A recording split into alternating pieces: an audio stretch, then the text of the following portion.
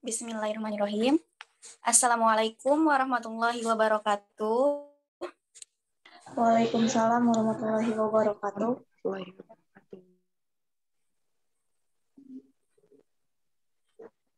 Ya, selamat sore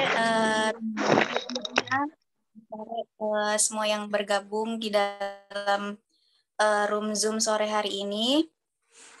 Sebelumnya terima kasih kepada yang sudah mau meluangkan waktunya di sore hari ini. Insya Allah semuanya dalam keadaan sehat walafiat. Amin ya rabbal alamin. Sebelumnya saya dan teman-teman kelompok saya di sini izin memperkenalkan diri terlebih dahulu ya. Mungkin setelah itu baru kami akan menjelaskan apa maksud dan tujuan kami di sini. Sebelumnya perkenalkan, nama saya Rani Nur Fitri.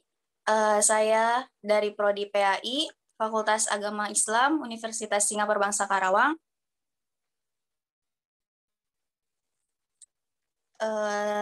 Lalu selanjutnya ada teman saya yang bernama Rachma Hairunisa. Assalamualaikum warahmatullahi wabarakatuh. Nama saya Rahma Hairunisa dari Program Studi Pendidikan Agama Islam, Fakultas Agama Islam, Universitas Singapura Bangsa Karawang. Terima kasih. Selanjutnya ada Novita Nurzain. Assalamualaikum warahmatullahi wabarakatuh. Perkenalkan, nama saya Novita Nurzain dari Prodi PAI dari Universitas Singapura Bangsa Karawang. Selanjutnya ada Nurul Fahmi. Ya, terima kasih moderator. Perkenalkan semuanya, nama saya Nurul Fahmi Mahendra dari Prodi PAI Fakultas Agama Islam Universitas Singapura Bangsa Karawang. Terima kasih. Ya, dan yang terakhir ada Saidah Hasina. Baik, Assalamualaikum. Perkenalkan, nama saya Saidah Hasina dari Prodi Pendidikan Agama Islam, Fakultas Agama Islam Universitas Singapura Bangsa Karawang. Terima kasih.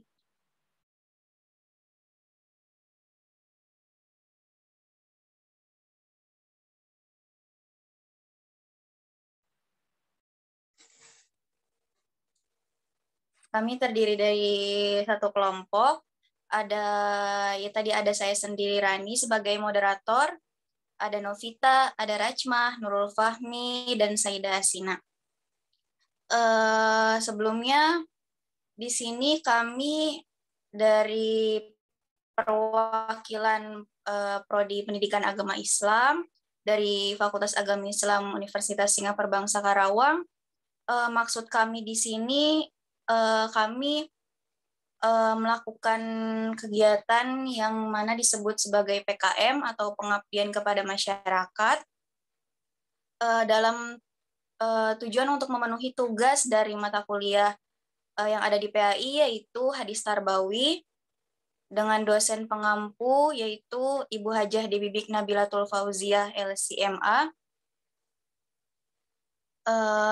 Yang saya hormati yang pertama-tama yaitu Ibu Hajah Dewi Bik Nabilatul Fauziah LCMA selaku dosen pengampu di mata kuliah Hadis Tarbawi ini, dan yang saya banggakan juga para peserta di PKM yang hadir di via Zoom sore hari ini. Terima kasih sekali lagi sudah meluangkan waktunya. Di sini maksud dari PKM yang kami selenggarakan, yang kami lakukan ini itu kami dari mata kuliah di Tarbawi kami akan menjelaskan beberapa materi yang intinya yaitu ya jelas tentang hadis. Beberapa materinya itu ada pengertian hadis, ada perbedaan dari Al-Quran dan hadis, ada jenis-jenis hadis, ada kedudukan hadis dalam Islam, dan wabah dalam sejarah Islam. Jadi mungkin di sini ada yang udah tahu mungkin yang mengenai hadis ataupun yang belum tahu. Jadi di sini kita sama-sama belajar. Kelompok kami sebenarnya tidak ada maksud juga untuk menggurui, kita juga masih belajar sebagai mahasiswa, dan teman-teman di para hadirin yang di sini yang menyimak pun semoga dengan apa yang kami sampaikan, pengetahuan yang sedikit yang kami sampaikan ini bisa menjadi tambahan wawasan untuk semuanya. Semoga bisa bermanfaat dan nanti bisa diterapkan di kehidupan sehari-hari. Mungkin untuk mempersingkat waktu, bisa kita langsung mulai mengenai penjelasan materinya. Ya, penjelasan materi pertama di sini mengenai pengertian hadis yang akan dijelaskan oleh Saudari Saidah Hasina. Kepadanya dipersilahkan. Baik, terima kasih. Langsung aja ke pengertian hadis. Secara etimologi, hadis adalah kata benda isim dari kata al-tahdis yang berarti pembicaraan. Kata hadis mempunyai beberapa arti. Yang pertama ada jadid atau baru. Sebagai lawan dari kata qadim yang terdahulu. Dalam hal ini yang dimaksud qadim adalah kitab Allah, sedangkan yang dimaksud jadid adalah hadis Nabi Shallallahu Alaihi Wasallam. Namun dalam rumusan lain mengatakan bahwa Al-Quran disebut wahyu yang matlu karena dibacakan oleh malaikat Jibril, sedangkan hadis adalah wahyu yang ghairu matlu sebab tidak dibacakan oleh malaikat Jibril. Yang kedua, ada qorib yaitu dekat atau dalam waktu dekat atau belum lama. Yang ketiga ada khobar yang berarti warta berita, yaitu sesuatu yang dipercakapkan dan dipindahkan dari seseorang kepada seseorang. Hadis selalu menggunakan ungkapan mengabarkan kepada kami, memberitahu kepada kami, dan menceritakan kepada kami. Dari makna terakhir inilah diambil perkataan hadis Rasulullah yang jamaknya ahadis. Sedangkan pengertian hadis secara terminologi, maka terjadi perbedaan antara pendapat ahli hadis dengan ahli usul. Ulama ahli hadis ada yang memberikan pengertian hadis secara terbatas atau sempit dan ada yang memberikan pengertian secara luas atau pengertian hadis secara terbatas, diantaranya sebagaimana yang diberikan oleh Mahmud Tahtan adalah sesuatu yang disandarkan kepada Nabi baik berupa perkataan ataupun perbuatan maupun persetujuan ataupun sifat. Sedangkan ulama hadis yang lainnya memberikan pengertian hadis sebagai mana segala ucapan Nabi Shallallahu Alaihi Wasallam, segala perbuatan dan segala keadaannya. Sedangkan pengertian hadis secara luas sebagaimana yang diberikan oleh sebagian ulama seperti At-Tibi berpendapat bahwa hadis itu tidak hanya meliputi sabda Nabi, perbuatan dan takrir beliau, hadis marfu, juga meliputi sabda, perbuatan dan takrir para sahabat serta dari tabi'in hadis marfu. Baik, untuk pengertian hadis sudah selesai, dikembalikan ke moderator. Ya baik, terima kasih. Tadi sudah dijelaskan ya secara cukup jelas mengenai pengertian hadis. Selanjutnya kita akan menyimak penjelasan mengenai jenis-jenis hadis. Jadi hadis itu banyak jenisnya. Di sini akan dijelaskan secara rinci oleh Saudari Nurul Fahmi. Kepadanya dipersilahkan. Ya, terima kasih moderator. Kali ini saya akan menjelaskan tentang jenis-jenis hadis. Yang pertama ada hadis qudsi. Secara bahasa, qudsi bermakna suci. Sebab itu hadis qudsi didefinisikan sebagai menceritakan dan meriwayatkan dari Allah, yaitu sesuatu yang diberitakan Allah kepada Nabi SAW selain Al-Quran yang redaksinya disusun oleh Nabi sendiri. Hadis ini juga kerap disebut sebagai hadis ilahiyah atau hadis robaniyah karena datangnya dari Allah. Lalu ada hadis nabawi, dinisbatkan kepada Rasulullah SAW dan diriwayatkan dari beliau. Hadis bersumber dari wahyu Allah dan ada juga yang taufiki, yakni ijtihad Nabi sendiri dan dibenarkan oleh wahyu. Lalu ada sunnah. Lalu terdapat hadis qauli. Yang dimaksud dengan hadis qauli adalah segala perkataan Nabi SAW yang berisi berbagai tuntutan dan petunjuk syara, peristiwa-peristiwa dan kisah-kisah baik yang berkaitan dengan aspek akidah, syariah maupun akhlak.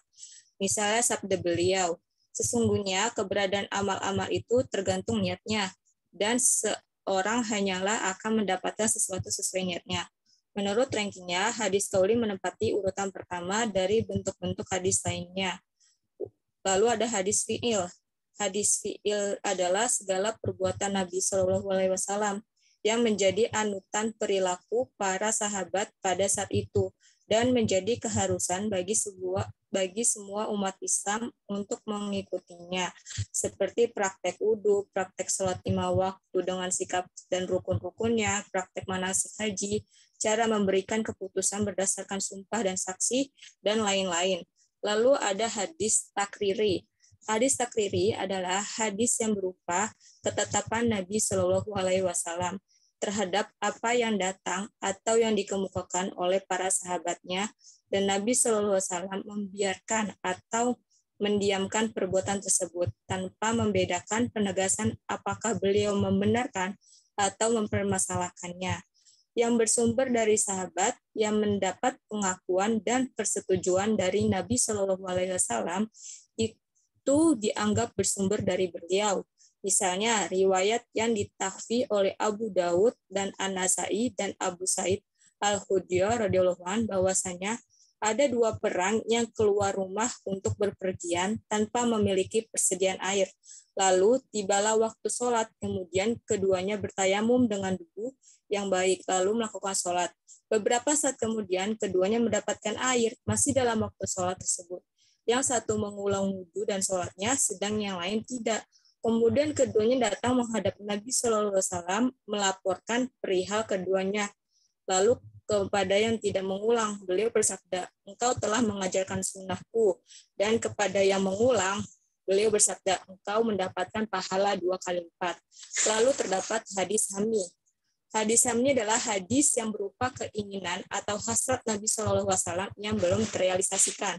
Walaupun hal ini baru rencana dan belum dilakukan oleh Nabi, para ulama memasukkannya pada hadis karena Nabi tidak merencanakan sesuatu kecuali yang benar dan dicintai dalam agama, dituntut dalam syariat Islam, dan beliau diutus untuk menjelaskan syariat Islam.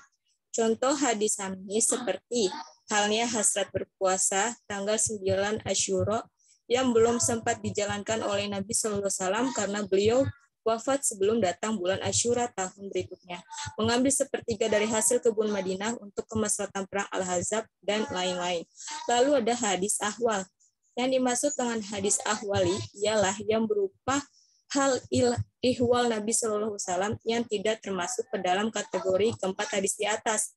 Ulama hadis menerangkan bahwa yang termasuk hal ihwal ialah segala perbuatan tentang Nabi SAW seperti yang berkaitan dengan sifat-sifat kepribadiannya atau peringainya, keadaan fisiknya, karakteristik, sejarah kelahiran, dan kebiasaan-biasaannya.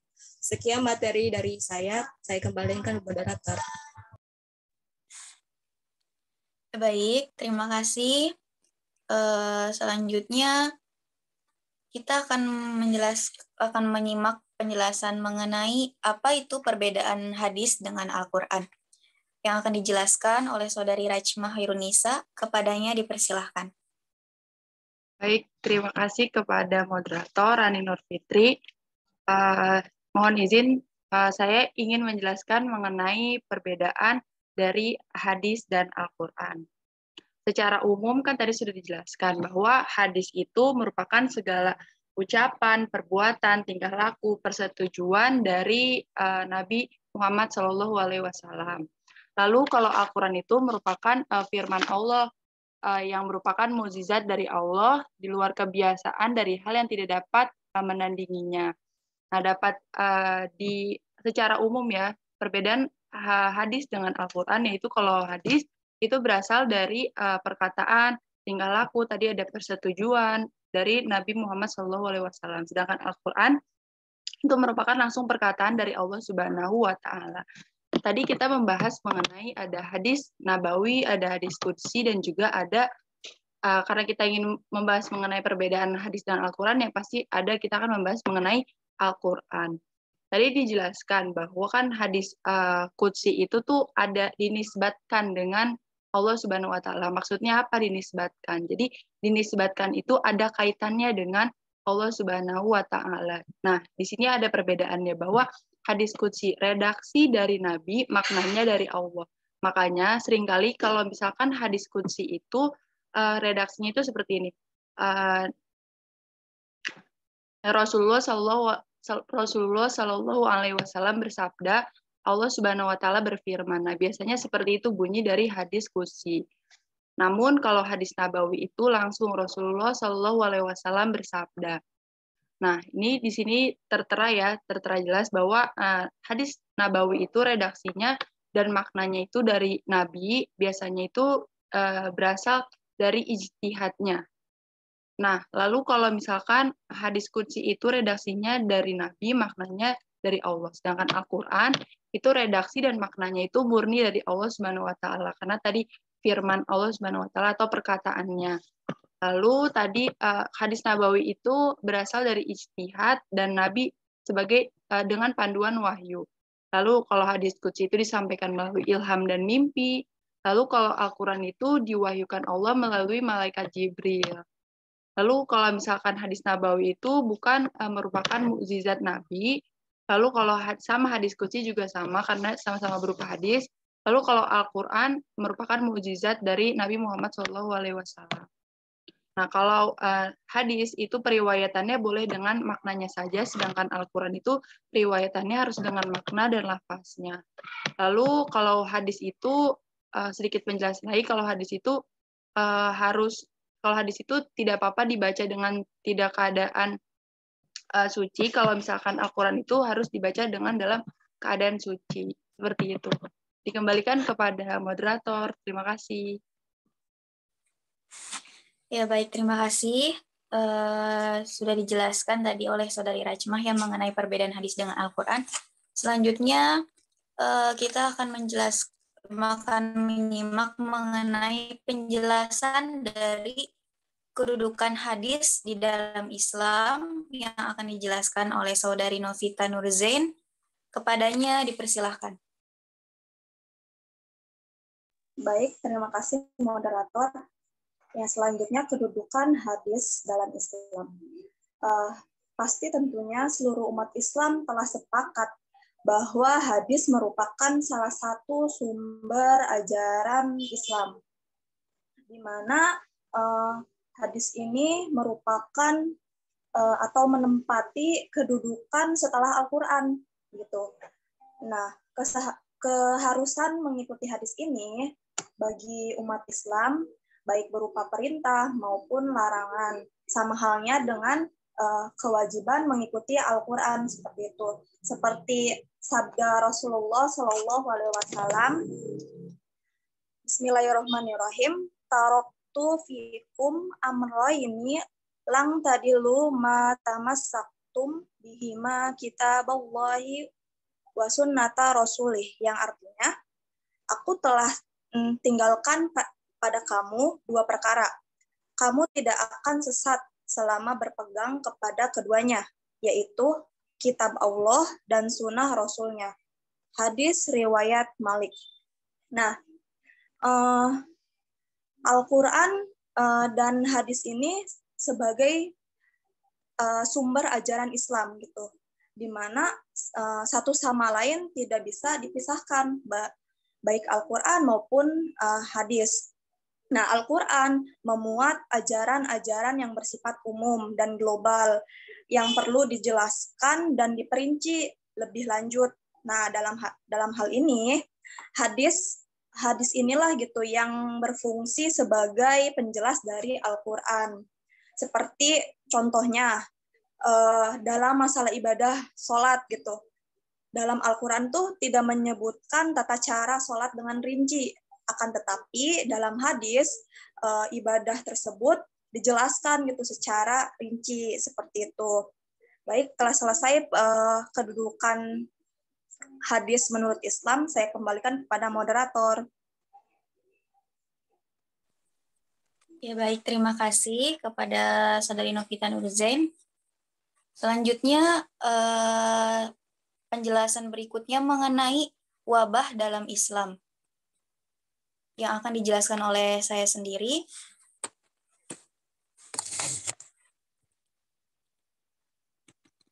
Ya, mengenai wabah di dalam Islam ini, di dalam kehidupan ini kan manusia itu tidak melulu ada kenikmatan, pasti juga ada musibahnya, atau ada senang, pasti ada sedih. Jadi, dan senang sedihnya manusia itu atau kenikmatan dan musibah seorang yang dialami oleh manusia itu kan pasti sudah ditakdirkan semua dalam ketentuan Allah. Jadi manusia ini diharapkan untuk bisa mengambil pelajaran dari apa yang ditakdirkan oleh Allah untuknya, baik itu berupa kenikmatan ataupun musibah. Musibah di sini atau wabah bisa berupa ketakutan, kelaparan, kemiskinan, kesakitan, kehilangan, ataupun hal-hal yang lainnya. Allah Subhanahu wa taala berfirman di dalam Quran surat Al-Baqarah ayat 155 yang berbunyi, A'udzu billahi minasyaitonir rajim. Bismillahirrahmanirrahim. وَلَنَبْلُوَنَّكُمْ بِشَيْءٍ مِّنَ الْخَوْفِ وَالْجُوعِ وَنَقْصٍ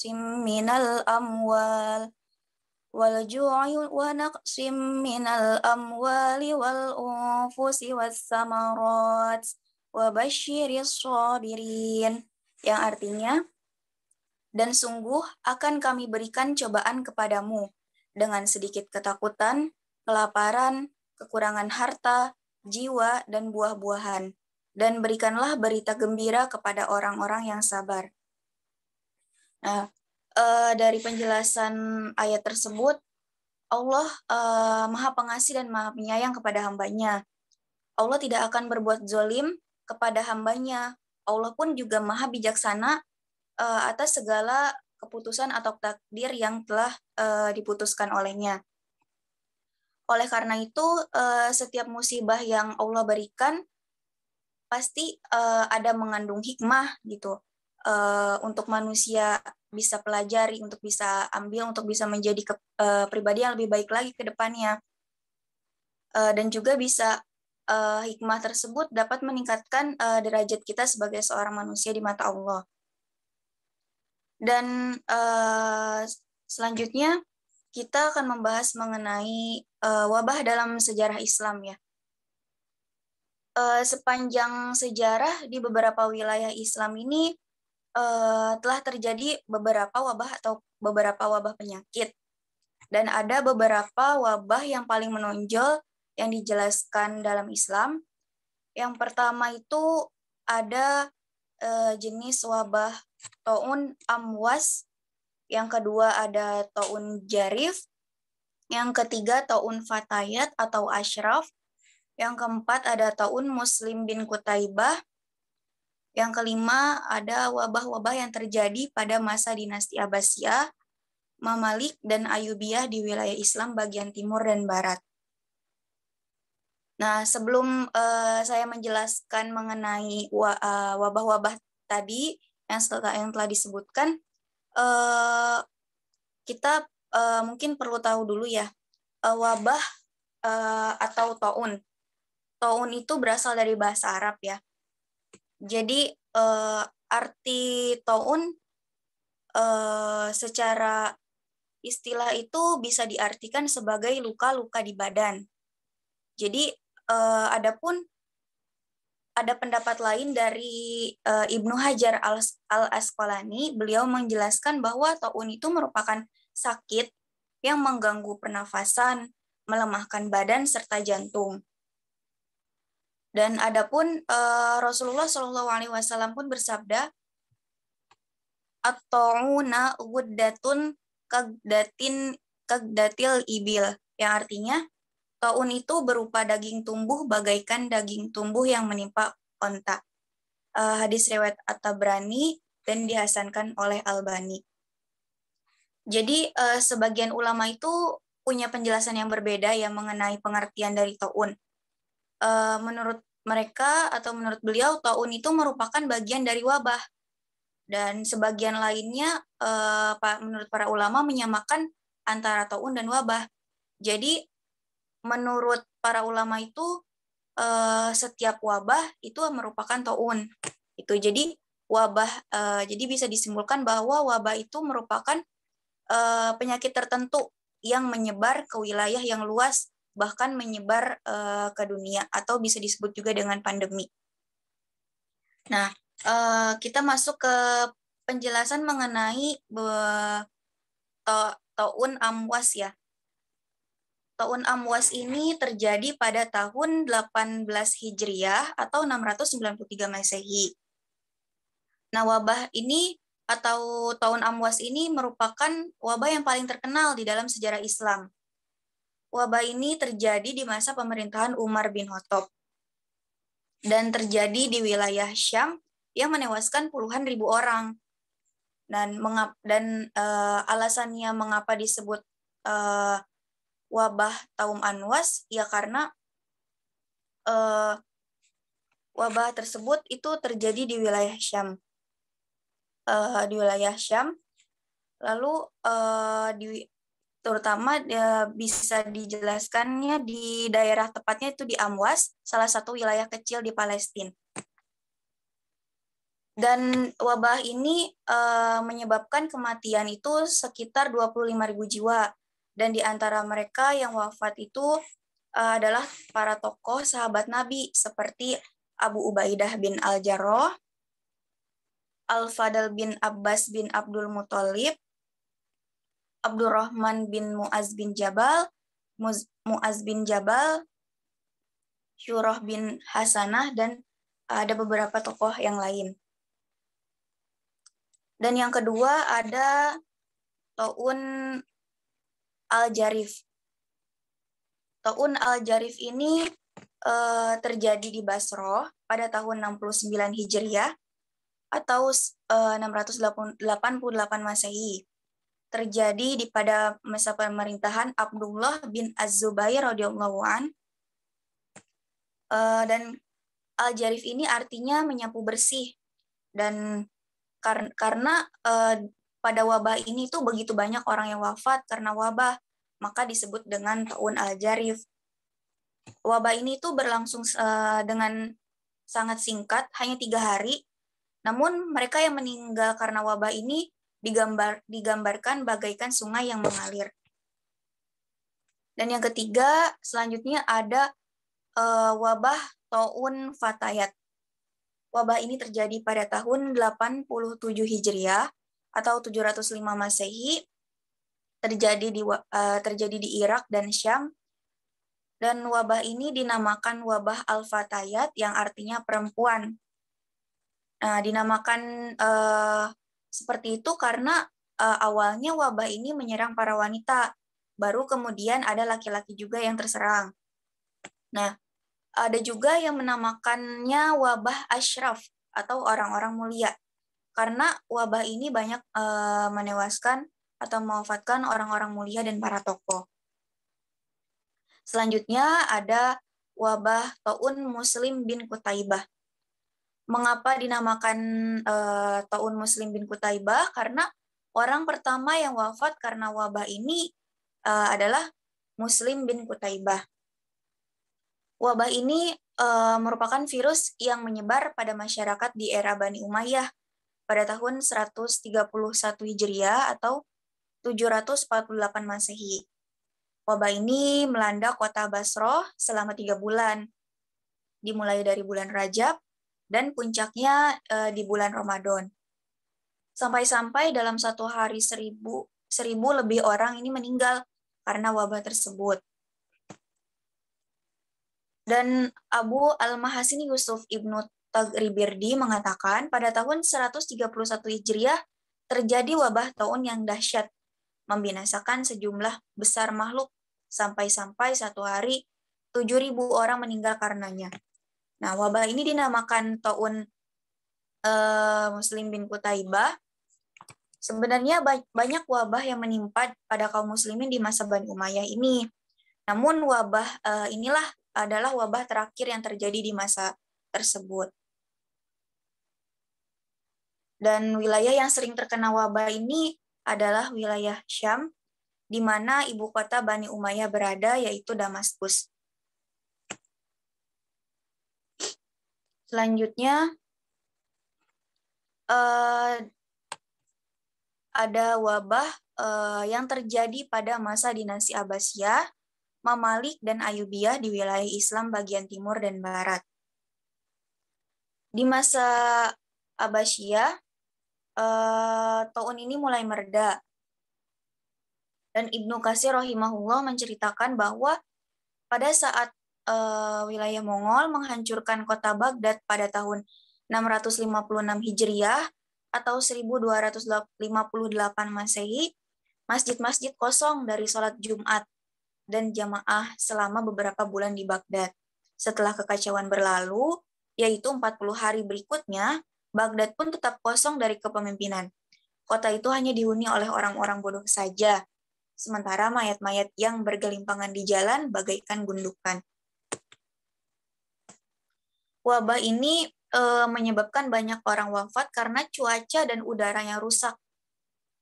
Maka bertumpuklah musibah, wabah, dan taun.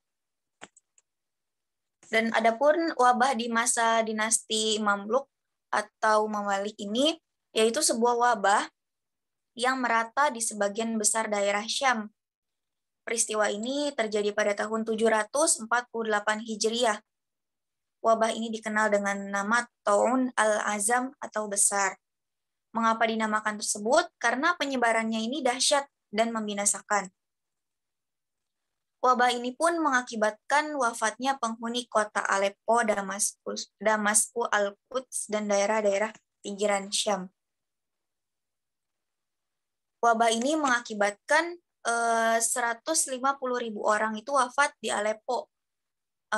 Dan wabah lainnya pun terjadi di Maroko dan Andalusia pada tahun 571 Hijriah, yaitu pada masa pemerintahan Daulah Muwahhidun.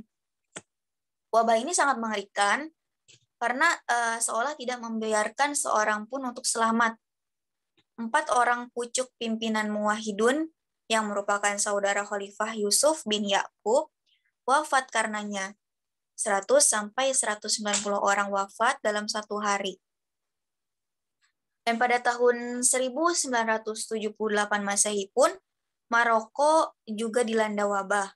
Wabah ini dibawa oleh pedagang yang datang dari Iskandariah menuju Tunisia, kemudian Aljazair, lalu Maroko, kota Fes Menkes, hingga Rabat terpapar wabah ini.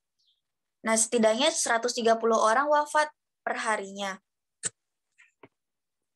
Sekian penjelasan mengenai wabah dalam sejarah Islam. Mungkin dari penjelasan-penjelasan yang sudah dijelaskan oleh kami, ada hal yang mungkin kurang dimengerti, maka saya membuka sesi tanya jawab. Mungkin untuk para teman-teman ataupun yang lain yang ingin bertanya, dipersilahkan.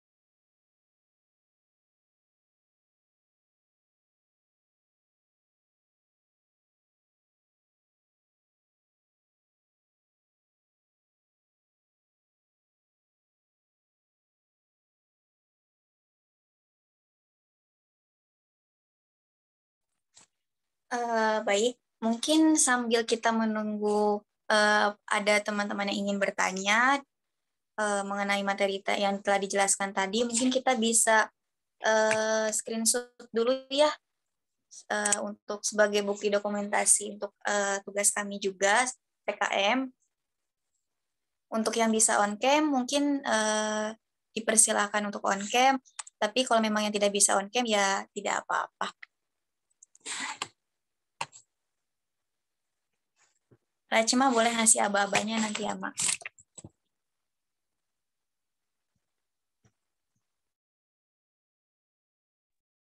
Ya, kita mulai aja ya. Mungkin ada lagi mungkin yang ingin on cam. Ya. Ayo, Mak, kalau mau di SS.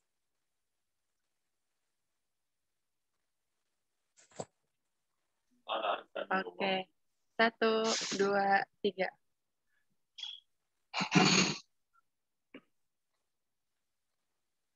Oke, sudah. Terima kasih. Oke, terima kasih untuk teman-teman yang sudah on cam untuk bukti dokumentasi kami. Mungkin ada yang ingin bertanya, boleh dipersilahkan. Mungkin dari penjelasan kami tadi ada yang belum dimengerti karena mungkin penjelasannya terlalu terburu-buru atau penjelasannya mungkin kurang rinci, kurang detail, boleh.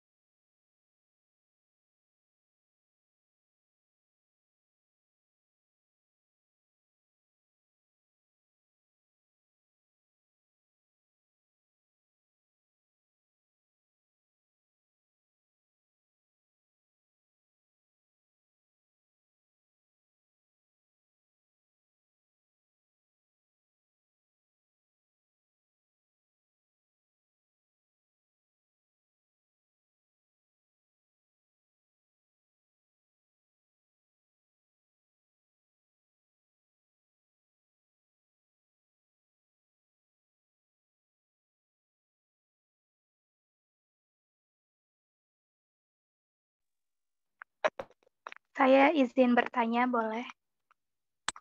Boleh, Nina, dipersilahkan. Aku mau nanya apa? Ya, sebelumnya Mas saya Nina, tadi kan sempat disinggung ya perbedaan kedudukan dan hadis nabawi. Nah, itu kalau misalnya lebih jelasnya gitu kan tadi kurang paham banget nih kenapa perbedaannya itu. Nah, bisa dijelasin lebih simpel nggak gitu supaya kita tahu kenapa bedanya. Gitu sih, terima kasih sebelumnya. Ya, berarti pertanyaannya bisa dijelaskan lebih rinci atau lebih enaknya gitu bahasanya mengenai perbedaan dari kedudukan hadis qudsi dan hadis nabawi gitu ya? Iya, betul. Ya, Baik, terima kasih. Sebelumnya izinkan kami untuk berdiskusi terlebih dahulu. Sambil menunggu, mungkin yang lain ada yang ingin bertanya lagi, silahkan.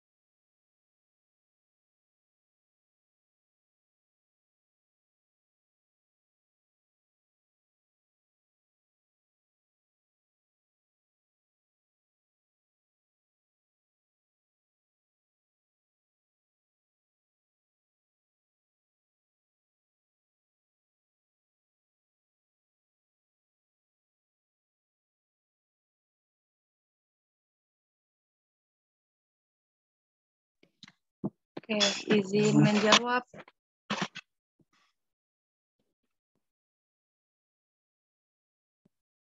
Ya, dipersilahkan Saudari Rachma. Ingin menjawab pertanyaan dari Saudari Nina Karlina. Bismillahirrahmanirrahim. Izin menjawab pertanyaan dari Teh Nina Karlina.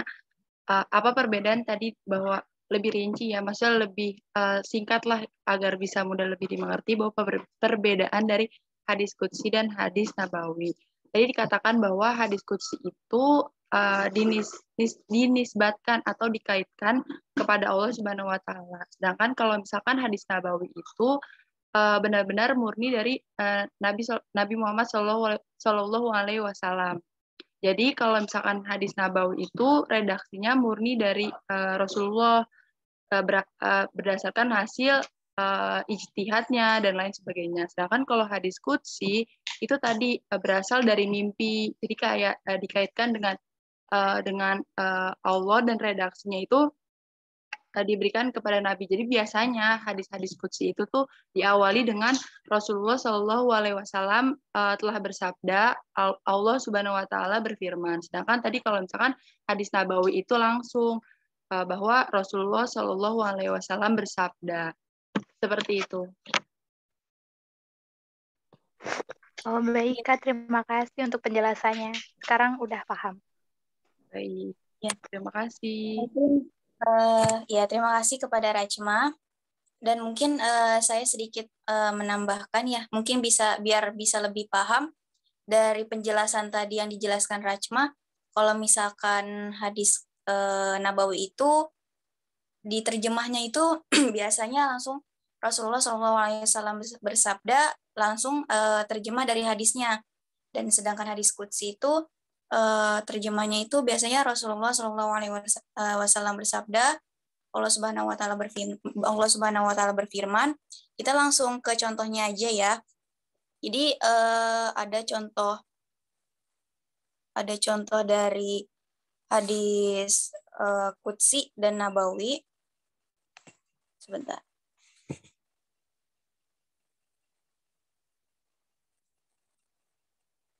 Ya. Untuk contoh dari hadis Nabawi ini qala Rasulullah sallallahu alaihi wasallam ana wa kafilul yatimi fil jannati hakadha wa asyara bis sababati wal wusta wa farraja bainahuma syai'an. Terjemahannya, Rasulullah Shallallahu alaihi wasallam bersabda, saya dan orang yang memelihara anak yatim itu adalah dalam surga seperti ini. Beliau mengisyaratkan dengan jari telunjuk dan jari tengahnya serta merenggangkan keduanya. Itu contoh dari hadis Nabawi. Adapun contoh dari hadis qudsi itu yaitu an Abi Hurairah radhiyallahu anhu an Nabiyya sallallahu alaihi wasallam qala Allah ta'ala kadzdzabani ibnu Adam walam yakul lahu dzalika wa syatamani walam yakul lahu dzalika fa amma takdzibuhu iyaya faqulu layu'idani kama badani walaysa uwalul khalqi bi ahwana alayya min i'adatihi wa amma syatumuhu iyaya faquluhu ittakhadallahu walada wa anal uhadus somad lam alid. Terjemahnya itu diriwayatkan dari Abi Hurairah radhiyallahu an bahwasanya Nabi Muhammad sallallahu alaihi wasallam bersabda, telah berfirman Allah Subhanahu wa taala, Ibnu Adam atau anak keturunan Adam atau umat manusia telah mendustakanku dan mereka tidak berhak untuk itu dan mereka mencelakakanku padahal mereka tidak berhak untuk itu. Adapun kedustaannya padaku adalah perkataannya, dia tidak akan menciptakan aku kembali sebagaimana dia pertama kali menciptakanku, tidak dibangkitkan setelah mati. Adapun celaan mereka kepadaku adalah ucapannya, Allah telah mengambil seorang anak, padahal aku adalah Ahad atau Maha Esa, dan tempat memohon segala sesuatu atau Al-Somad. Aku tidak beranak dan tidak pula diperanakan, dan tidak ada bagiku satupun yang menyerupai. Yaitu contohnya ya, untuk bisa lebih memudahkan membedakannya. Selanjutnya mungkin masih ada yang ingin bertanya, masih ditunggu, masih dipersilahkan.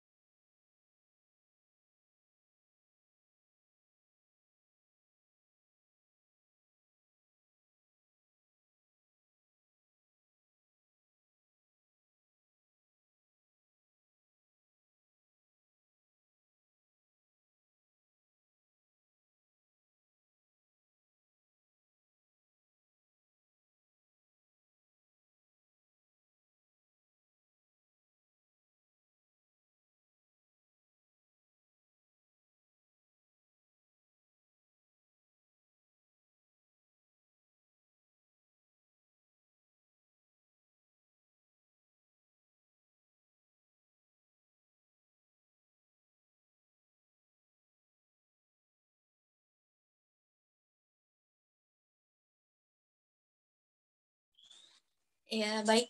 Mungkin dari teman-teman mungkin tidak ada lagi yang ingin bertanya.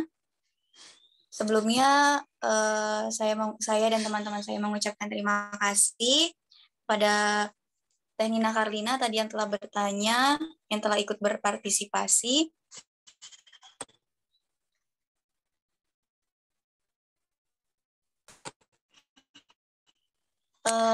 Karena mungkin pertemuan kita di sore hari ini dalam kegiatan yang kami lakukan, yaitu pengabdian kepada masyarakat, dicukupkan sekian. Semoga apa yang telah disampaikan oleh saya dan teman-teman dalam kelompok ini, PKM ini, insya Allah bisa bermanfaat untuk teman-teman yang mendengarkan, bisa menambah ya sedikit sekian persennya dari pengetahuan teman-teman, Dan kami mohon maaf sebelumnya kalau penjelasan dari kami, pemaparan materi dari kami itu masih belum maksimal, mungkin masih kurang bisa dimengerti. Kami di sini juga masih sama-sama belajar. Dan sekali lagi terima kasih karena sudah meluangkan waktunya. Kami mohon maaf atas semua kekurangan pada PKM sore hari ini.